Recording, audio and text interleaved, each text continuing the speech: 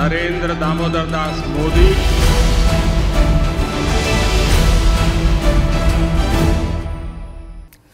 नमस्कार, एबीपी गंगा देख रहे हैं आप। मैं अवधेश और लगातार एबीपी गंगा पर मोदी का सिक्सर चल रहा है और बने रहिए हमारे साथ। केंद्र की मोदी सरकार के दूसरे कार्यकाल को 1 साल पूरा हो गया है, यानी कि पीएम मोदी ने सिक्सर लगा दिया है और इसी के विश्लेषण पर एबीपी गंगा लगातार चर्चा कर रहा है कि मोदी सरकार पार्ट 2 का ये 1 साल कैसा रहा और आगे की क्या रणनीति है।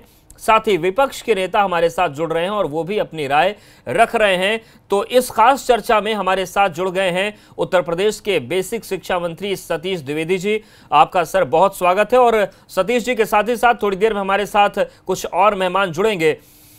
सबसे पहले तो सर आपको बधाई कि दूसरे कार्यकाल का पहला जो चरण था, जो पहला साल है, वो पूरा हो गया। किस तरीके से आप इस पूरे कार्यकाल को देखते हैं जो 1 साल का है? इससे देश को कितना फायदा हुआ और उत्तर प्रदेश को कितना फायदा हुआ?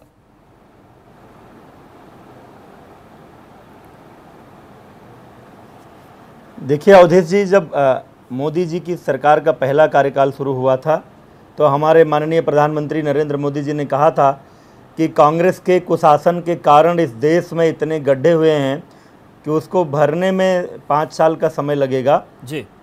लेकिन पहले कार्यकाल में न केवल गड्ढे भरे बल्कि मोदी सरकार ने हर गांव को, हर घर को बिजली, किसानों की आमदनी दोगुनी करने की योजना, हर व्यक्ति का बैंक में खाता प्रधानमंत्री जनधन योजना के तहत, देश की करोड़ों गरीब महिलाओं को निःशुल्क गैस के कनेक्शन, हर बेटी के का भविष्य सुरक्षित करने के लिए सुकन्या समृद्धि योजना, देश की सीमाओं की तगड़ी सुदृढ़ सुरक्षा, make in India, startup India, stand up India, इन माध्यमों से और कौशल विकास योजना के माध्यम से देश के नौजवानों को रोजगार, ऐसे तमाम कदमों से पहले ही कार्यकाल में मोदी सरकार ने भारत के विकास की एक मजबूत नींव रख दी।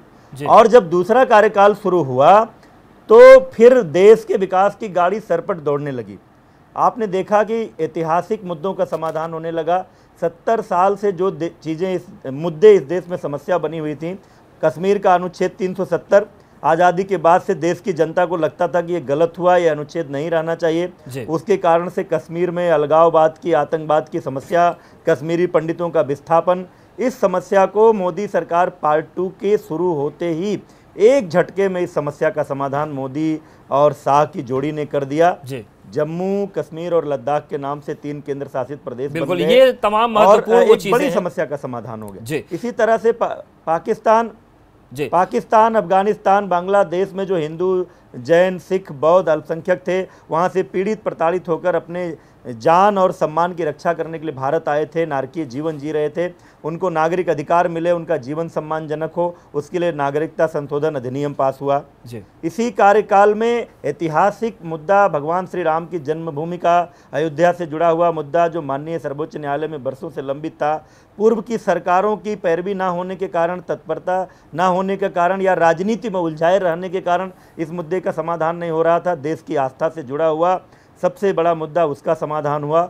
और उसके बाद पिछले कार्यकाल की ही तरह लगातार विकास के पथ पर मोदी सरकार बिल्कुल आगे बढ़ रहे हैं। लेकिन जो विपक्ष है, जो कोरोना, उसका कहना है कि जो विकास की साइकिल है वो पंचर है। और साइकिल का नेतृत्व करने के लिए हमारे साथ समाजवादी पार्टी का पक्ष रखने के लिए अभिषेक मिश्रा जी जुड़ गए। अभिषेक जी, स्वागत है आपका चर्चा में। जो बातें और जो उपलब्धियों का जिक्र सतीश जी कर रहे हैं, थैंक यू अभिषेक, उसको लेकर क्या आप राय रखते हैं? और इन सब के बीच हमारे साथ कांग्रेस एमएलसी दीपक सिंह जी जुड़ गए हैं। सर आपका भी बहुत स्वागत है, आपके पास भी आते हैं। अभिषेक जी। अवधेश जी, मैं ये कहना चाहूंगा कि जितनी बातें अभी सिखाई और बताई गई, वो सारी बातें सिर्फ एक चीज पे डिपेंडेंट थी कि हमारी पार्लियामेंट में क्या मेजॉरिटी है और मैं कौन सा कानून पास कर सकता हूं पार्लियामेंट में। पार्लियामेंट में जो मेजॉरिटी है वो इस देश की आवाम की, वो इस देश की जनता की आवाज है, उसके वजह से आपको मिली। आप गए, आपने एक बिल लाए, आपने उसको पास कर लिया। उस पास करने से काम करने का अलग रिश्ता, ये 2 अलग अलग काम है। कानून पास करने में आपने देखा ईज ऑफ डूइंग बिजनेस में कई सारे कानून पास हुए, हिंदुस्तान की रैंकिंग भी बहुत ऊपर आई। आज जो 100 से नीचे थी वो ऑलमोस्ट 63rd पे आकर के खड़ी हो गई है। लेकिन उससे एफडीआई कितना आया, ये मैं आज सवाल उठाना चाहता हूं। आज हिंदुस्तान में इवन वियतनाम के मुकाबले, कंबोडिया के मुकाबले, मतलब आप ये कहना चाहते हैं एफडीआई कम आ रहा है, इसका क्या कारण है? ठीक है, मतलब आप ये कहना चाहते हैं कि जैसे समाजवादी पार्टी भी प्रचंड बहुमत के साथ आई थी तो वो एक अलग चीज थी, लेकिन समाजवाद पूरा फिर भी नहीं उतर पाया उत्तर प्रदेश में। जी देखिए, हम लोग को आज 6 साल की मोदी सरकार की चर्चा करनी होगी। जो सवाल उठेंगे वो 6 साल के परफॉर्मेंस पे उठा रहा हूं मैं आज। ठीक है, ये 1 साल की एनिवर्सरी मनाने के वक्त है, ये हिंदुस्तान को 6 साल का जवाब देने का 6 साल का जवाब देने और मैंने बहुत सीधा सवाल उठाया। दीपक सिंह जी, आपके पास भी आ रहे हैं, तमाम जो हम 6 साल की बात करें या फिर एफडीआई मोदी सरकार पार्ट 2 की पहले साल की बात करें, कांग्रेस किस तरीके से इसको देख रही है? क्योंकि अभी एकदम ताजा बयान कल का है कि हालात ऐसे देश में है कि भारत माता रो रही है।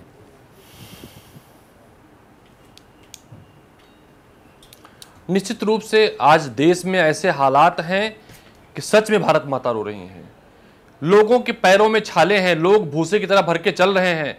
और मैं भारतीय जनता पार्टी सरकार के किसी भी नुमाइंदे से कहूंगा, वो रोते हुए लोगों के पीठ पर अगर मरहम लगाना चाहते हैं, उनके आंसू पोंछना चाहते हैं, तो अभी तक की जिन स्कीमों को भारत की सरकारों ने, भारतीय जनता पार्टी ने कोसा था, चाहे वो पेंशन योजना रही हो, चाहे कंप्यूटर क्रांति रही हो, चाहे मनरेगा रही हो, चाहे पेंशन योजना रही हो, चाहे भोजन का अधिकार रही हो, भारतीय जनता पार्टी के लोगों को उससे क्षमा मांगनी चाहिए कि उन्होंने इन योजनाओं का विरोध क्यों किया था, कि जो कि आज के परिवेश में यही योजनाएं हमारे देश के और देशवासियों को काम आ रही हैं।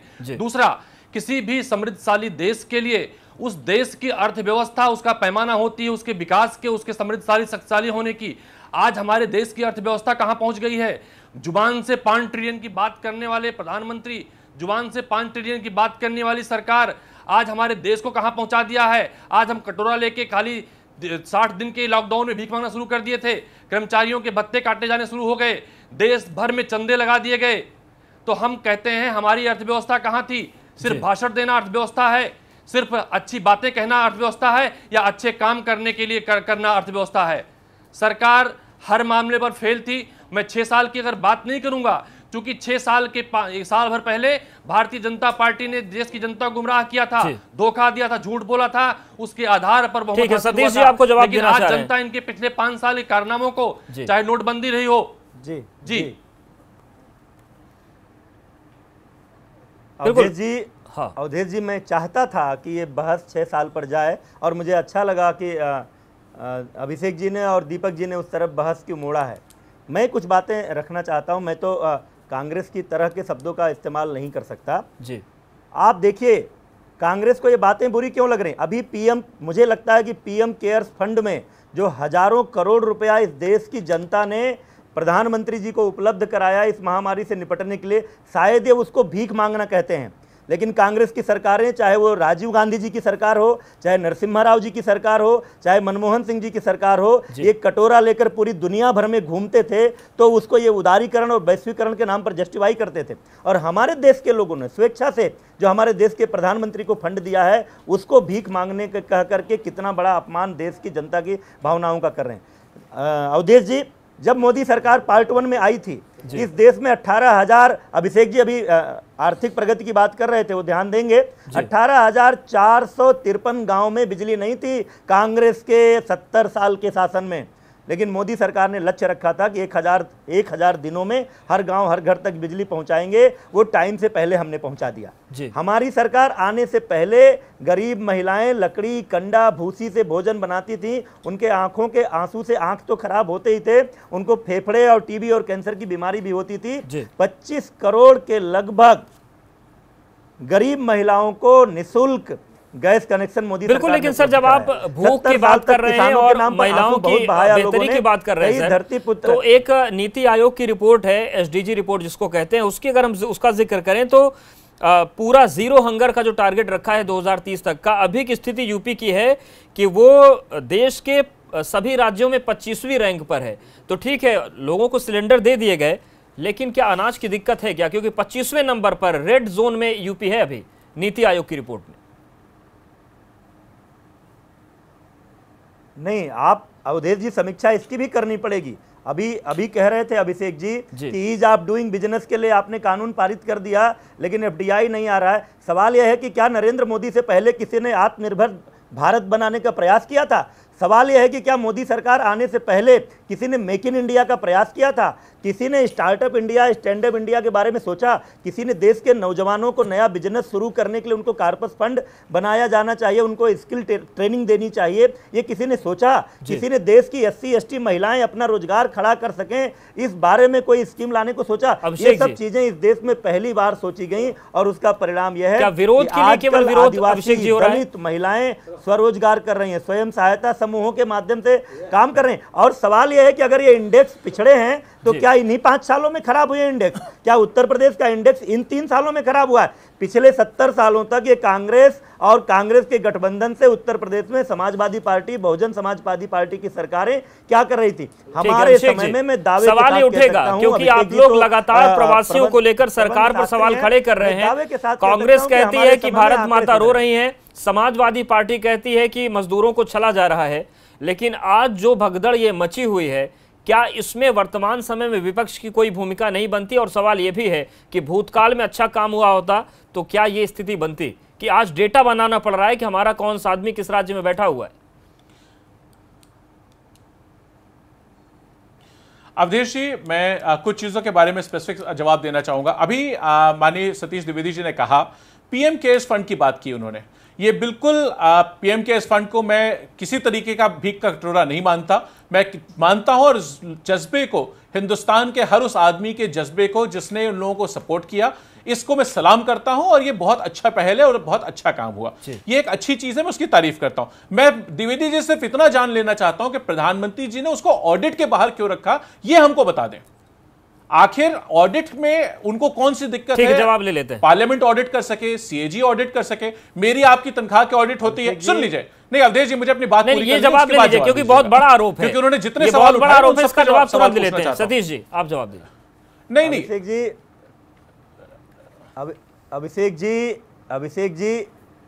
अभिषेक जी जो प्रधानमंत्री रोज रोज अपने कामों का ऑडिट इस देश को देता है, पीएम केयर्स फंड में कितने 2000 करोड़ रुपया अस्पतालों को कहाँ गया, 1000 करोड़ रुपया प्रधानमंत्री जन कल्याण योजना में कहाँ, एक एक पैसे का विवरण आप ये संकट खत्म होने दीजिए, मैं आपको विश्वास दिलाता हूँ एक एक रुपए का विवरण देश के सदन में ये नरेंद्र मोदी आपको देंगे। एक ऐसा प्रधानमंत्री इस समय देश में है जो अपने एक एक पल का हिसाब देता है। वो छुट्टी मनाने जाने वाला प्रधानमंत्री नहीं है, वो कोरोना के संकट में कहीं किसी देश में भागकर छिपने वाला प्रधानमंत्री नहीं है। एक ऐसा प्रधानमंत्री हमारे पास है जो हमेशा मोर्चे पर आता है, सामने पर आता है, जिम्मेदारी स्वीकार करता है, एक एक रुपए का हिसाब देश की जनता के सामने है और रहेगा। आप चिंता मत करिए। आज उसी पीएम केयर्स फंड के योगदान के कारण हम अपने देश की चिकित्सा व्यवस्था में आकस्मिक रूप से तमाम सुधार करने में सक्षम हुए हैं। क्या अभी ऑडिट कराना? पहले आप कोरोना के संकट से राहत चाहते हैं कि पहले पीएम केयर्स फंड का ऑडिट चाहते हैं? आप ये बताएं। ओहो नहीं, आप बताइए ना, अभी ऑडिट चाहते हैं? चोर की दाढ़ी में तिनका वाली बात, मैंने तो कहा ही नहीं। संकटग्रस्त मैंने तो माननीय प्रधानमंत्री की, सतीश जी अगर आप सुनने के मूड में हो तो मैं सवाल पूछूं, अगर सिर्फ आपको बोलना है तो बात अलग है। नहीं, वो सरकार कभी भी ठीक नहीं है जो सिर्फ अपना बोलना चाहती है, सुनने में विश्वास नहीं रखती। तो सुनिए, हाँ सुनिए, मैं आपको सिर्फ इतना पूछना चाह रहा हूं, मैंने तो कोई सवाल उठाया नहीं प्रधानमंत्री पे, मैंने तो कहा नहीं कि प्रधानमंत्री गलत कर रहे हैं। ये तो आप कह रहे हैं कि एक एक पैसे का जवाब देंगे, मैं नहीं कह रहा कि पैसे गड़बड़ करने वाले हो। ऑडिट पर सवाल उठाया, मैं तो इतनी बात कह रहा हूं, जब कानून पास होता है, जब एक आदेश पारित होता है, ऑडिट की बात कर रहे हैं, इसका मतलब बात तो सुनिए, जिस बात तो सुनिए अवधेश जी पर इतना भरोसा है, अवधेश जी आप बीजेपी की बात करें, आप पर इतना भरोसा है कि उनके एक अपील पर इस देश में जनता कर्फ्यू लग जाता है, आप उस देश के उस प्रधानमंत्री पर आप ऑडिट का सवाल खड़ा कर रहे हैं। बिल्कुल ठीक बात है। मैं सतीश जी मेरा सवाल के पास आते हैं। दीपक सिंह जी, उसको ऑडिट से एग्जेम्प्ट क्यों रखा गया? केंद्र सरकार के कामों का विश्लेषण करते हैं तो अंतर्राष्ट्रीय संबंधों पर जिक्र करना भी बहुत जरूरी हो जाता है। जो स्थिति आज हमारी नेपाल के साथ है, जो स्थिति आज हमारी चीन के साथ है, और जिस तरीके से भारत ने जवाब दिया है, आप क्या मानते हैं, भारत मजबूत स्थिति में है या फिर कूटनीतिक तौर से कोई असमंजस के हालात खड़े हुए हैं? जो अंतर्राष्ट्रीय कूटनीति को लेकर 6 साल में काम हुआ है, उसको किस तरीके से देख रहे हैं दीपक जी? देखिए उदेश जी, मैं पहले सतीश जी ने भी बहुत सारी योजनाओं के नाम लिए, 18,000 गाँव में बिजली पहुंचाने की बात की और बहुत सारी योजनाओं के नाम लिए। सतीश जी सरकार के मंत्री भी हैं, मैं उनसे उम्मीद करूंगा वो भारतीय जनता पार्टी की तरह बात नहीं करेंगे, सच बोलना चाहेंगे, सच बोले। मंत्री हैं, चूंकि शपथ ली सच बोलने की उन्होंने। ये सारी की सारी योजनाएं कांग्रेस पार्टी ने शुरू की थी, भारतीय जनता पार्टी ने उनके नाम बदले हैं। दूसरा, आपने 18,000 गाँव में बिजली पहुंचाने की बात की, तो कांग्रेस पार्टी ने लाखों ग्राम पंचायतों में बिजली पहुंचाई थी। 18,000 पूर्वे 4-6 घर के थे, जो इनका विस्तार बाद में हुआ था। आपने उनकी घरों में बिजली पहुंचाने के बाद आप लाखों, जिनमें पूर्वे होते हैं ग्राम पंचायत में, वहां तक काम किया। आज एक रिपोर्ट आई है, शाम तक पूरी देश देख लेगा कि आपकी सरकार ने उन गांवों में बिजली पहुंचाई नहीं, खंभे गड़े नहीं, बिजली के बिल पहुंच गए और कार्रवाई छोटे से अधिकारी पर होती है। देखिए, हमारी जो देश की नीति रही हो या भारत सरकार की नीति रही हो, उसकी नीति, जो ट्रेनें चलती हैं उत्तर भारत के लिए, पहुंच जाती है दक्षिण भारत, उसकी नीति ठीक ऐसे रही है। आज हमें बिल्कुल सर, ये तो विडंबना है दीपक जी, छोटा राज्य हमें आंख एक, दिखाता है। एक प्रदेश से ट्रेन चलती दूसरे राज्य में चली जाती है, और भारत के विदेश मंत्री कहीं जाते हैं तो दूसरे देश का भाषण पढ़ देते हैं। ये विडंबना पुरानी अपने देश की। तो ये भारतीय जनता पार्टी के लोगों को सिर्फ प्रधानमंत्री जी सैर सपाटा लिए घूमते हैं। हमारी विदेश नीति कहां पर आ गई है, हमारी आज आर्थिक स्थिति कहां पर आ गई है। प्रधानमंत्री जी विपक्ष में थे तो डॉलर की बात, बड़े बड़े रुपए बात करते थे, प्रधानमंत्री की उम्र से डॉलर की बात करते थे। आज डॉलर कहां है? हमारा देश कांग्रेस सरकार में तब भी समृद्धशाली था, आगे बढ़ रहा था, जब डॉलर के मुकाबले पैसे की कीमत क्या थी और तेल कितना महंगा मिलता था। उसी रेट में हम तेल बेचकर देश का विकास कर रहे थे। देखिए, बड़ी बड़ी बातें करना और चीजें होती हैं, देश के लिए विकास करना दूसरी बातें होती हैं। अभी स्वच्छता की बात भारत सरकार बड़े जोर शोर से कर रही थी। उत्तर प्रदेश, जहां से मुख्यमंत्री प्रधानमंत्री दोनों जाते हैं, स्वच्छता के पैरामीटर पर हमारा प्रदेश सबसे निचले पायदान पर है। कई सारे ऐसे पैरामीटर हैं जिन पे उत्तर प्रदेश सबसे पिछड़ा हुआ है, हमारा देश पिछड़ा हुआ है। तो कुपोषण के मामले में हमारा देश पीछे चला गया, खुशहाल देशों की श्रेणी में हमारा देश पीछे चला गया, हमारा देश कर्ज लेने के मामले में अग्रणी हो गया। सतीश जी, सिर्फ अच्छी बातें नहीं, अच्छे काम करने चाहिए। भाषण से देश नहीं चलता, देश चलता है अच्छे काम करने से। देश शक्तिशाली समृद्धशाली होगा तब जाकर खड़ा होगा। ठीक है, सतीश जी से रोजगार देने की बात को लेकर ही और उनके विभाग को लेकर सवाल कर लेते हैं। चले गए लोगों के। सतीश जी, अभी 69,000 शिक्षकों की भर्ती की जो प्रक्रिया हुई वो क्लियर हुई, उस पर हालांकि अभी भी बड़ा हाय तौबा मचा है, लेकिन इसी के साथ साथ जो क्वालिटी एजुकेशन की बात की जाती है उसको लेकर भी नीति आयोग की रिपोर्ट है। अभी क्वालिटी एजुकेशन के मामले में उत्तर प्रदेश 23वें नंबर पर है। अब 2 सवाल हैं कि क्या 69,000 शिक्षकों की भर्ती के बाद ये एजुकेशन की क्वालिटी बेहतर होगी, और ये जो पूरा भर्ती का मामला है, अगर इस दौर में आप ये भर्ती कर रहे हैं तो विपक्ष को भरोसे में क्यों नहीं ले पा रहे हैं कि विपक्ष आप पर नकारेपन का आरोप अभी भी लगा रहे हैं? ये भरोसे का संकट क्यों पैदा हो जाता है अगर आप लोग दावा करते हैं कि आप काम कर रहे हैं?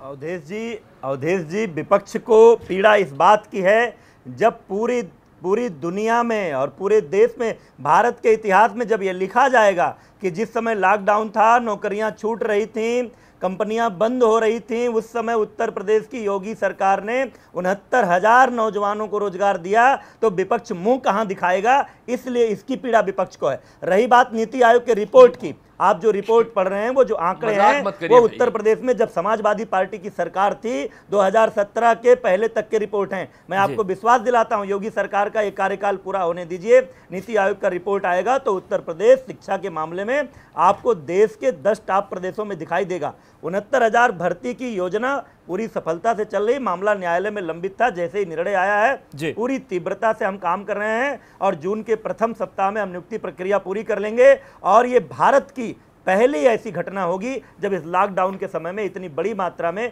योगी सरकार रोजगार उपलब्ध कराएगी। और जितना काम योगी सरकार ने किया है, चाहे बेसिक शिक्षा में ऑपरेशन कायाकल्प के माध्यम से, चाहे माध्यमिक शिक्षा में नकल विहीन परीक्षा करा के, चाहे उच्च शिक्षा में शोध केंद्रों की स्थापना, ई लाइब्रेरीज की स्थापना करके, पिछले 15-20 सालों में सपा, बसपा और कांग्रेस का भी समर्थन इन लोगों को रहा है। इन लोगों ने मिलकर के जिस तरह से उत्तर प्रदेश की शिक्षा और स्वास्थ्य व्यवस्था को, दीपक जी अभी कह रहे थे, पता नहीं दीपक जी तो बड़े अच्छे अध्ययन करने वाले व्यक्ति हैं, प्रधानमंत्री आवास के मामले में उत्तर प्रदेश नंबर 1 पर है।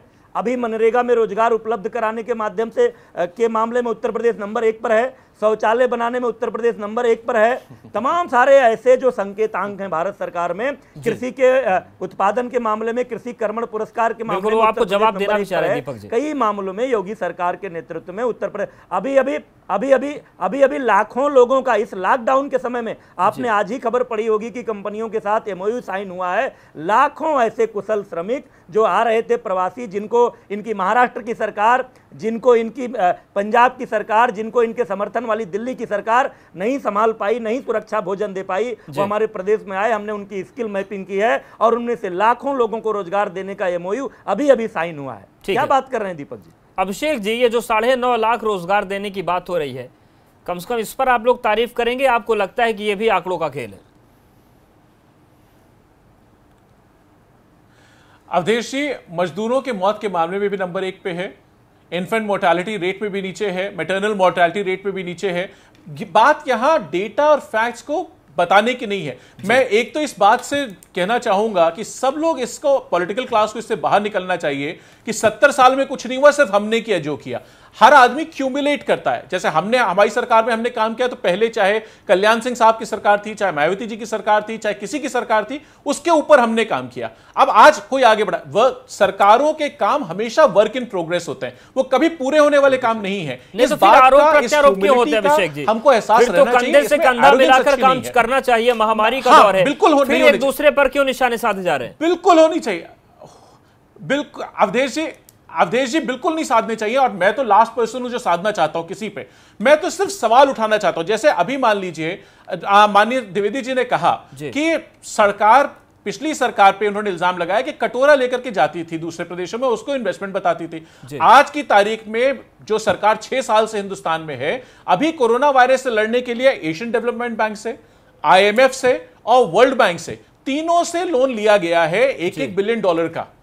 अगर ये रिजेक्ट कर सकते हो तो बता दे कि नहीं हुआ। मैंने तो कहा कि PM केयर्स फंड में देश ने मदद की, अच्छा किया, इस जज्बे को सलाम करता हूं, बिल्कुल अच्छी बात है। लेकिन ये कह देना कि हमने नहीं लिया, ये 100% गलत है। डेटा ADB से लोन लिया गया, वर्ल्ड बैंक से लिया गया, IMF से लिया गया। इनफैक्ट IMF से और लोन की लाइंस को ओपन करने की रिक्वेस्ट की गई है, जिसके लिए IMF ने अपनी बोर्ड की बैठक बुलाई है। और सिर्फ इंडिया ने नहीं की, कई देशों ने की। मैं ये नहीं कह रहा सिर्फ हिंदुस्तान की उसमें कोई वो है, मैं कमी नहीं गिना रहा हूं। मैं सिर्फ ये गिना रहा हूं कि इसको हमें उस तरीके से, इलेक्ट्रिसिटी की बात की आपने 18,000 कर दिए। अरे इस देश में 7 लाख गांव हैं, बाकी भी तो किसी ने किए होंगे, चाहे समाजवादी पार्टी रही हो, चाहे भाजपा रही हो, चाहे कांग्रेस रही हो, चाहे बसपा रही हो, चाहे जनता पार्टी, कोई भी सरकार रही हो। तो ये कह देना कि किसी और ने कुछ नहीं किया, सिर्फ मैंने किया, मेरी उस बात से सख्त खिलाफत है। वो मैं हाथ जोड़ के निवेदन करना चाहूंगा सबसे, चाहे मैं हूं चाहे कोई दूसरा हो, ये हमको ये भाषा छोड़नी चाहिए। द्विवेदी जी, लोग नहीं मानते, जनता हंसती है इन बातों पर, तो हमको अच्छा एक चीज और कहना चाहूंगा। अभी इन्होंने बात की कि मान लीजिए स्टार्टअप इंडिया की, आप मुझे बताएं स्टार्टअप इंडिया में कौन सा पैसा फंड हुआ, कितनी कंपनियां बनी? स्टैंड अप इंडिया में कौन से बनी? स्किल इंडिया का नाम माननीय प्रधानमंत्री ने पिछले 4 साल से नहीं लिया।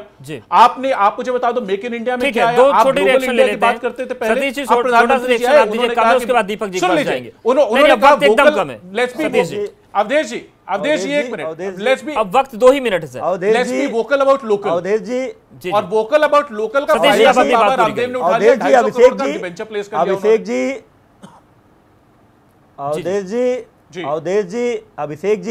अभिषेक जी अच्छे आदमी हैं, पढ़ने लिखने वाले आदमी हैं। अभिषेक जी ने उस वंदे भारत अभियान का जिक्र नहीं किया, जब दुनिया के कई देश अपने नागरिकों को उनके हाल पर उन्होंने दूसरे देशों में छोड़ दिया था। किस तरह से मोदी सरकार ने विशेष विमान भेज कर उनको बुलाया। इसी लॉकडाउन में, इसी कोरोना संकट में अमेरिका को दवाई उपलब्ध करा करके मोदी सरकार ने, आपने ट्रंप का बयान उस समय सुना होगा, ब्राजील की हमने मदद की। ब्राजील के प्रधानमंत्री ने कहा नरेंद्र मोदी तो हमारे लिए, लेकिन सवाल ये भी उठ रहा है, हमने तो कभी नहीं कहा हमने कई देशों को मदद की, लेकिन हमारे यहाँ प्रवासियों की स्थिति क्या है और उस पर राजनीति हो रही। दीपक सर, आपका आखिरी कमेंट चाहेंगे, वक्त बहुत कम है। अपने किस तरीके से मापते हैं आप पूरे कार्यकाल को? देखिए, नहीं, प्रवासियों के लिए प्रवासियों के लिए भारत सरकार और सभी देखिए, राज्य की पूरा सरकारें, कार्यकाल उत्तर प्रदेश की पूरी सरकार तरह पूरी से समय असफल तक रहा, कर रही थी। जनता के इसको राजनीतिक- आंखों में इसको धूल झोंकने राजनीतिक वाला मुद्दा रहा। राहुल गांधी ने उत्तर बनाया। प्रदेश पीपी राहुल घोटाले का गांधी ने हब बन राजनीतिक गया। मुद्दा बनाया। देश अरविंद में जो केजरीवाल वादा और करके महाराष्ट्र सरकार की आई थी, सरकार, उन इन वादों लोगों ने को अव्यवस्था एक भी पूरा करी। नहीं किया। कांग्रेस ने इस संकट और में ये जो बसों की बातें राजनीति बार बार कहते हैं 70 साल की, कांग्रेस ने ये अटल राजस्थान, बिहारी पंजाब और वाजपेयी जी दिल्ली में जिन्होंने बसें भारतीय उपलब्ध जनता नहीं पार्टी कराई। की स्थापना उत्तर की थी, प्रदेश उनके के अपमान श्रमिकों के करते हुए घाव उन्होंने पर कहा नमक था छिड़कने 60 के साल लिए में हमारे देश बसों ने की राजनीति कर रहे थे। समृद्धशाली मुकाम हासिल किया है। ये भारतीय जनता पार्टी की सहंकारी, आपने अभी कहा क्यों न कंधे से कंधा हाथ मिलाकर चले।